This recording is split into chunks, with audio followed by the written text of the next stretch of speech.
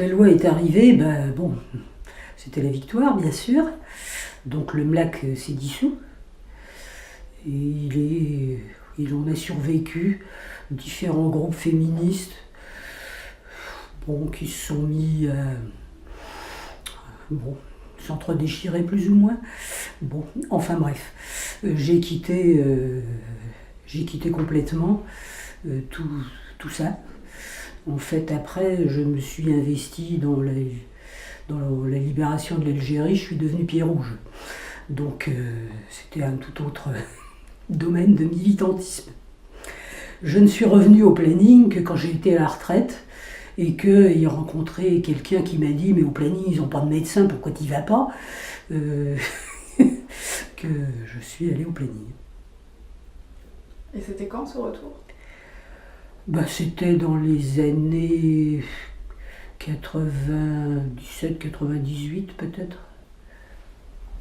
Et qu'est-ce qui vous a marqué à ce moment-là ? Quand vous êtes entrée, vous avez trouvé... qu'est-ce que vous avez trouvé au planning ?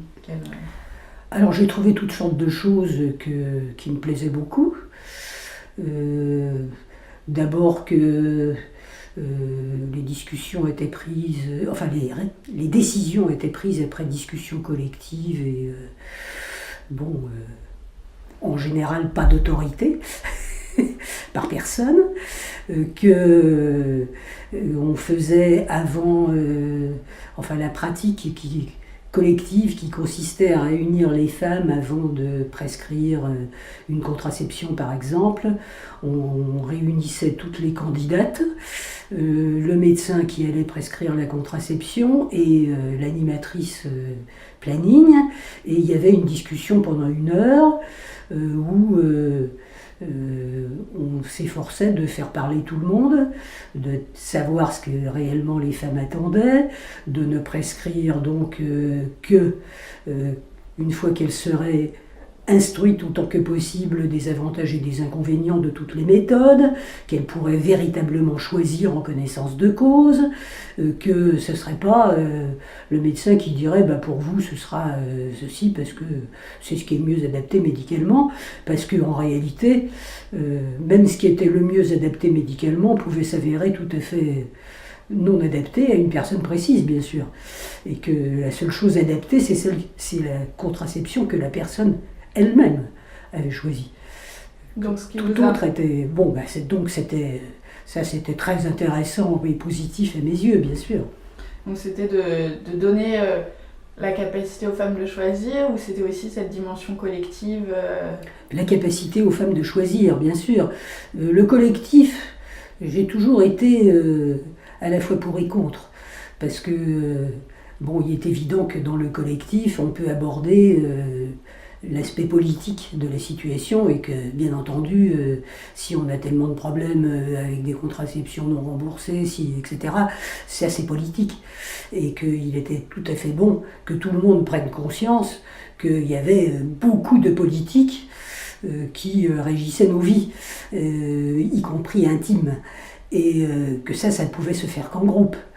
D'un autre côté, il est bien évident que dans un groupe, une personne victime de violence, même si on a annoncé dans le groupe qu'on était tout à fait apte à entendre les violences faites contre les femmes, une femme qui n'a jamais parlé des violences qu'elle subit ne va pas forcément les dire dans le groupe. Et que quand on était à la fois dans le groupe et ensuite dans mon bureau, ce qui était tout à fait mon cas, on n'entendait pas tout à fait la même version des choses. Donc il fallait indiscutablement aussi un temps individuel. Mais l'un n'empêchait pas l'autre. Et là, il y avait les deux. Et justement, ces questions de violence et ces aspects politiques, comment est-ce que vous formuleriez l'importance de l'action du planning, même une fois que la loi est passée, la loi sur l'avortement? Le planning, moi, pendant que toutes les périodes où je l'avais fréquenté une courte fois pour me faire briefer sur la pilule. Ensuite, j'étais médecin dans un centre de santé, mais par exemple, j'ai toujours su que un inceste ou un machin aussi horrible que ça, j'étais totalement inapte à quoi que ce soit, à l'entendre, enfin bref, qu'il fallait absolument l'envoyer au planning. Donc, pour moi, le planning a toujours eu une existence en tant que pouvant entendre un certain nombre de violences que j'étais inapte à faire dire d'ailleurs, et inapte à entendre à l'époque. J'aurais été totalement inapte à demander systématiquement avez-vous été violé à quelqu'un. Et puis j'aurais été inapte à entendre la réponse en plus, bien sûr. Donc, bon. Ce que vous avez appris à faire en retournant au planning. Ben voilà, bien sûr, bien sûr.